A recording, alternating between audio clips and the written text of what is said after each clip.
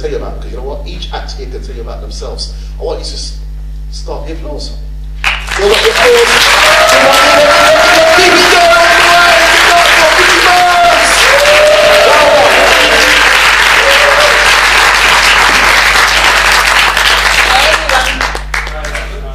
So, I'm a sport and exercise scientist.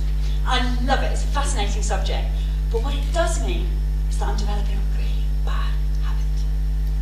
And that habit is that I'm finding it increasingly impossible to listen to anyone talking about health and fitness without an overwhelming urge to tell them when they're talking bollocks. Because we hear some crap, don't we? I was on holiday with some friends and we met these quite hot guys in a bar, and they were all wearing these power balance bands. I don't know if you've come across these, a few sniggers. These cost $40, and they're essentially a bit of rubber with a couple of shiny bits on them. But what they do, they harness holographic technology,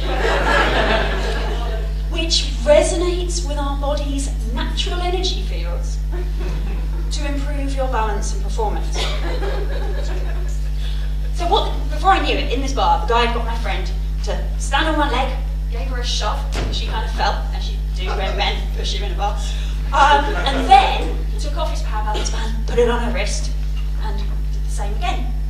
And when she stood firm, he declared this evidence for the efficacy of the power balance band. Now, apparently, the socially acceptable thing to do here is to smile, yeah, a bit, and tell him how clever he is. Not so much. To my friend's intense shame, what I actually did was immediately demand a counterbalanced, double-blind, randomised control trial. So I went round the bar and I found somebody who was wearing one of those yellow Livestrong bands, back in the day when that was socially acceptable, and grabbed that to use as a placebo, and then insisted they did the whole thing again with their eyes shut, both of them, and so only I would know which band they were wearing, and we could see what really happened. I'm sure you can guess we didn't find any evidence for the power balance bands that night. I'm sure you can also guess which one of us on that holiday ended up getting laid. The other thing that drives me crazy are weight loss fads. I came across a homeopathy weight loss regime recently. Now, I'm sure you all know, homeopathy, they take a toxic substance, dilute it down many, many, many times, so many times that not a single molecule of the original substance remains, and they shake it in a special way. That's true, I'm not even making that up. And then this apparently cures various illnesses. In fact, just as a bit of a science made me laugh. So they had a select committee. The government brings in experts to talk about these things, and this was about the use of complementary medicine in the NHS. And they got a homeopath who was giving evidence, and he said it's an ancient tradition and it's very popular in France. And the scientist, who will remain my hero forever, said, so is prostitution. And I think it's unlikely we're going to make that free on the NHS.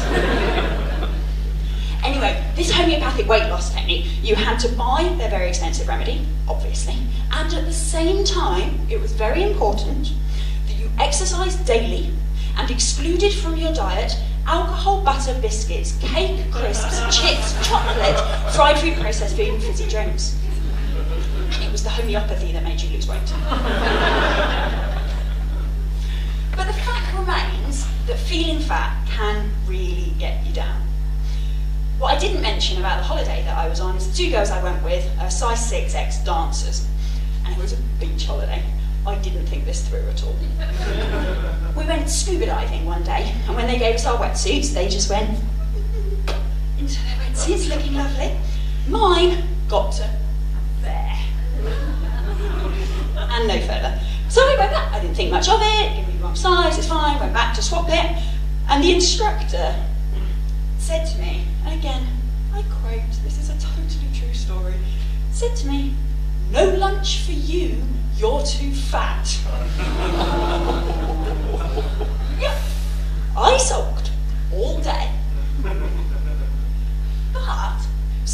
have actually found that fat can make you depressed. And that's because fat isn't just an inert tissue that kind of hangs around on our bums and tummies, but it's an active tissue that produces hormones and actually has lots of different active cells in it, including cells of the immune system, which is my particular area of interest. And those immune cells, they're active, they're inflammatory, and they're communicating with each other with chemical messengers called cytokines.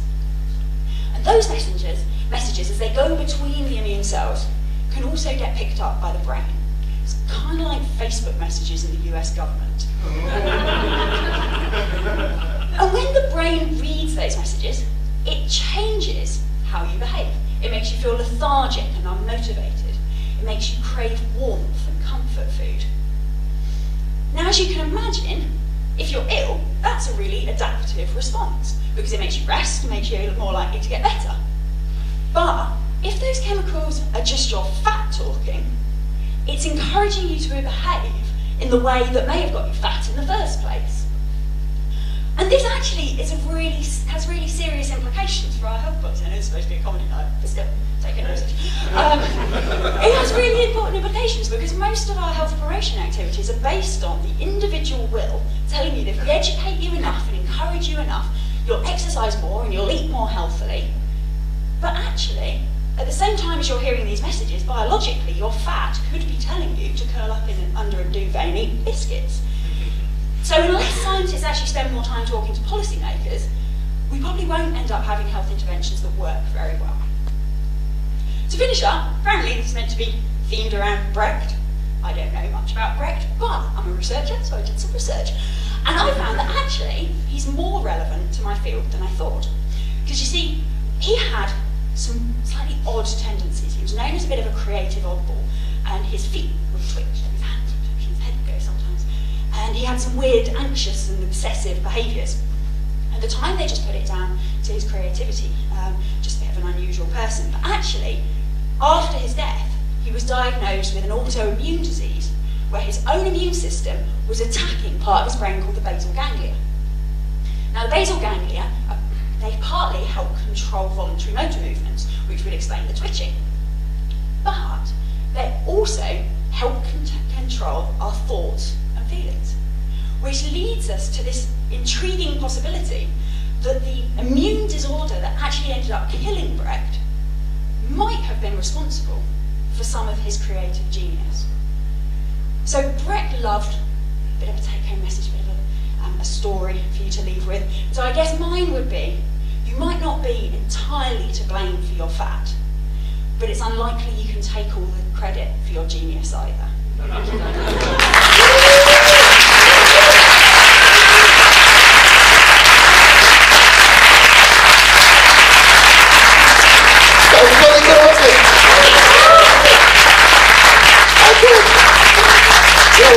She did good.